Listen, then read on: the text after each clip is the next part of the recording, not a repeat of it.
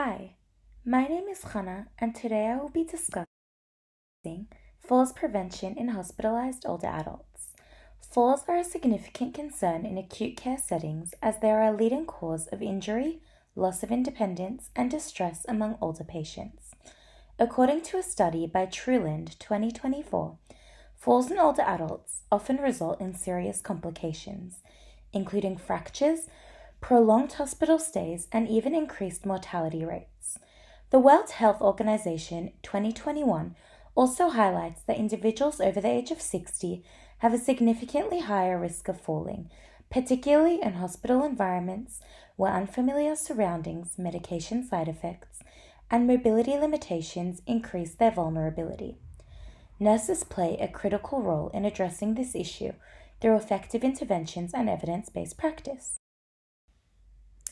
Falls prevention aligns with the RN standards for practice, particularly Standard 6.1, which emphasizes providing safe, quality care tailored to patient needs, and Standard 4.2, which focuses on systematic assessment techniques to guide nursing practice.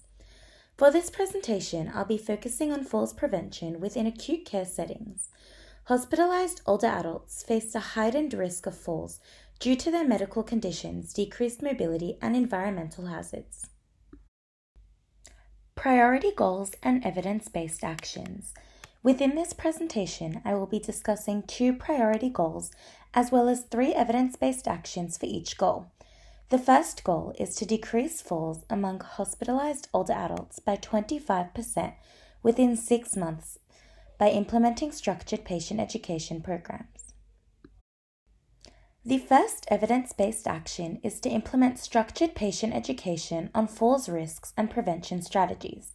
One of the most effective ways to prevent falls is through patient education.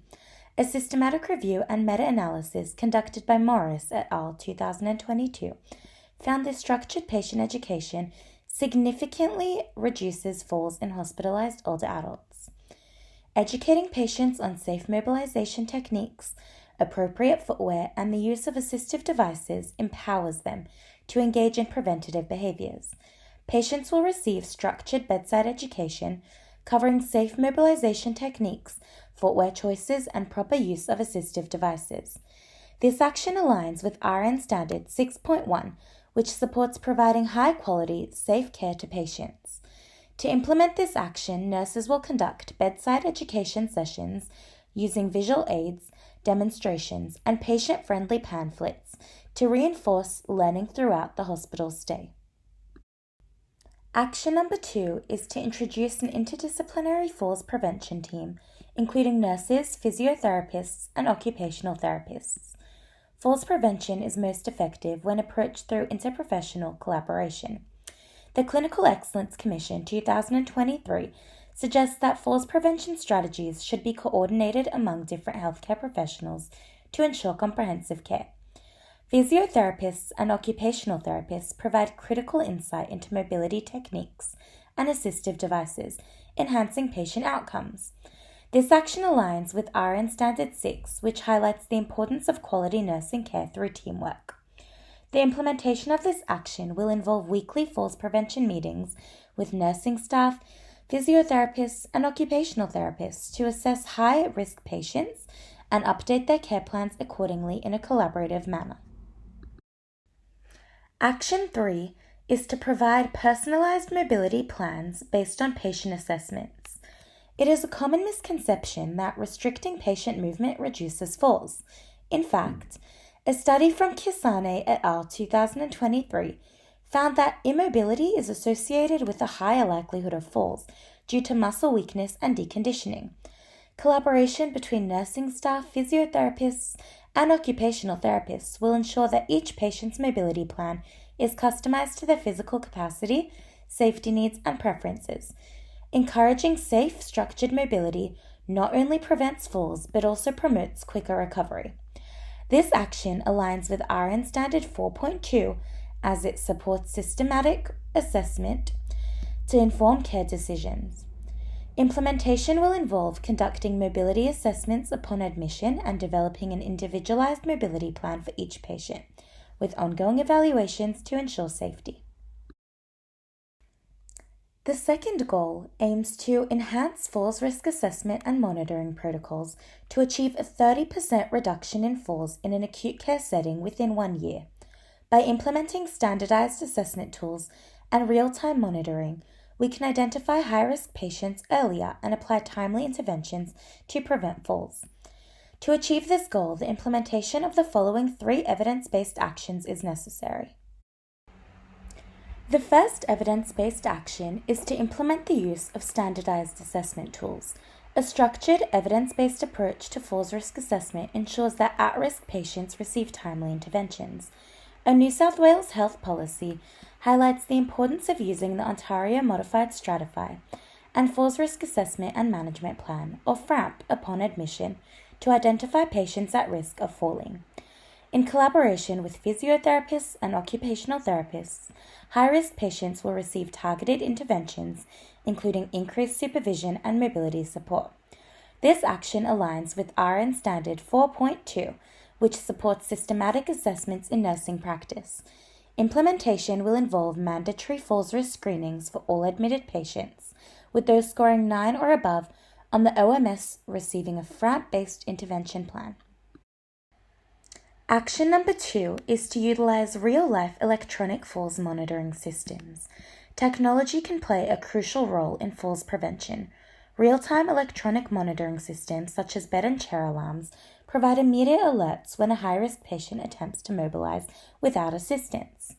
Evidence from Truland 2024 emphasizes that while alarms should not be used as a sole intervention, they are valuable when combined with other preventative strategies.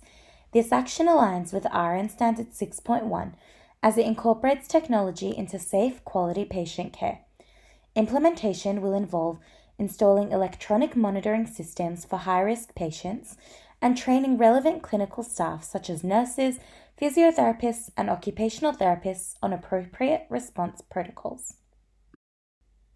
Action 3 is to promote environmental modifications such as adequate lighting, non-slip flooring, and easy access to call bells. According to the World Health Organization 2021, modifying hospital environments to reduce fall hazards significantly improves patient safety. Adequate lighting, clean spaces free from clutter, and accessible call bells ensure that older adults can navigate their environment safely.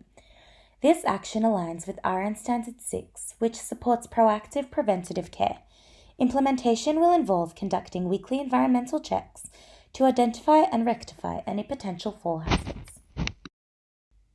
Implementation strategies. To ensure best practice, the following implementation strategies will be applied. Key stakeholders.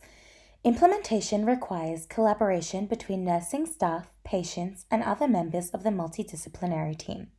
Nursing staff will be responsible for patient education and risk assessment.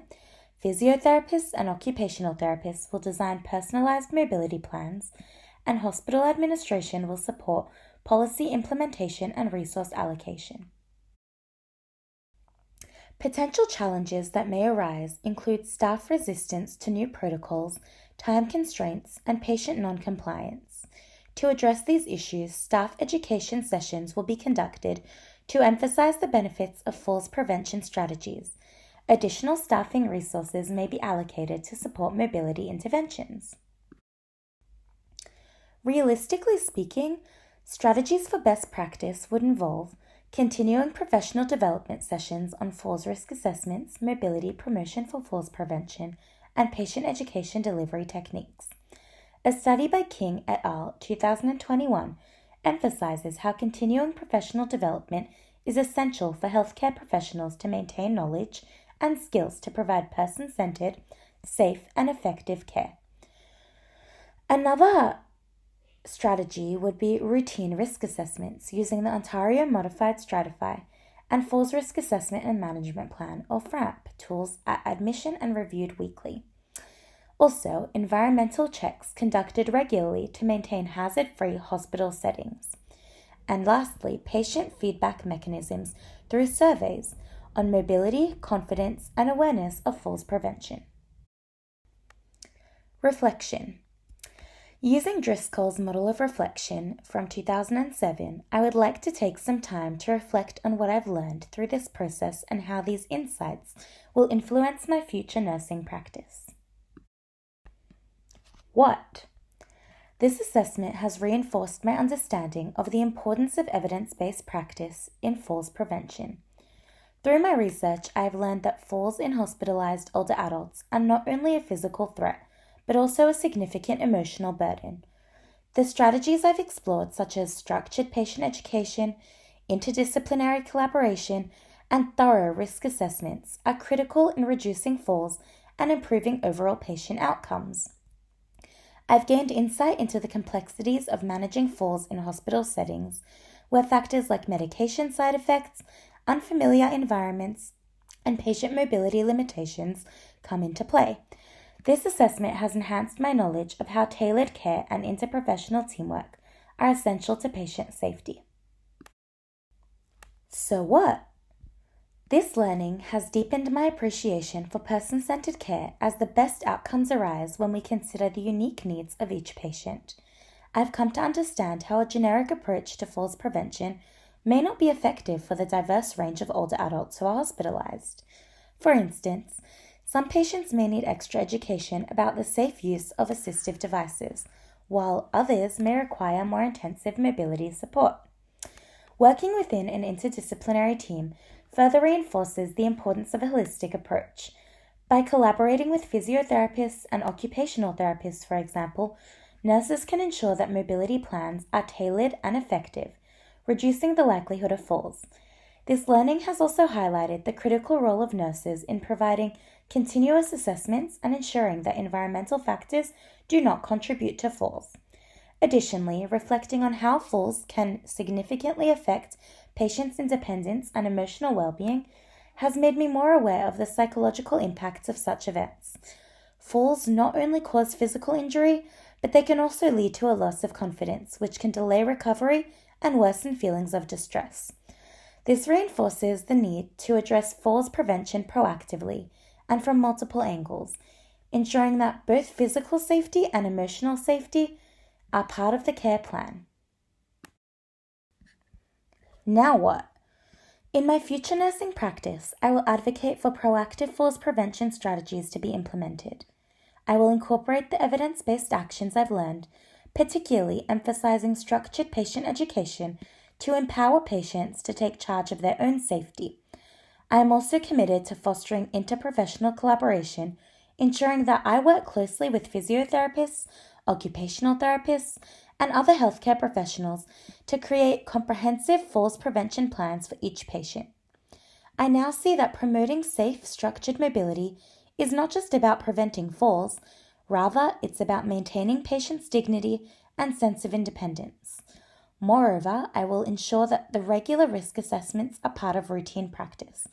By using tools like the Ontario Modified Stratify and the FRAMP, we can identify falls risks early, and through regular assessments, adapt interventions as needed. I now also recognize the value of environmental modifications to enhance patient safety. In future practice, I will endeavor to identify potential hazards and ensure that the hospital environment is conducive to patient safety, whether that means ensuring proper lighting, proper footwear, or access to call bells. By integrating all these elements into my daily practice, I will not only improve patient outcomes, but also help promote patient safety and patient-centered care. After researching for this assessment, it has made me feel more confident in advocating for structured, evidence-based falls prevention strategies and has made me more aware of the holistic aspects of patient care. In conclusion, falls prevention in hospitalized older adults is a critical issue that requires strategic, evidence-based interventions. By enhancing patient education, implementing risk assessments, and fostering interdisciplinary collaboration, we can improve patient safety and reduce falls in acute care settings.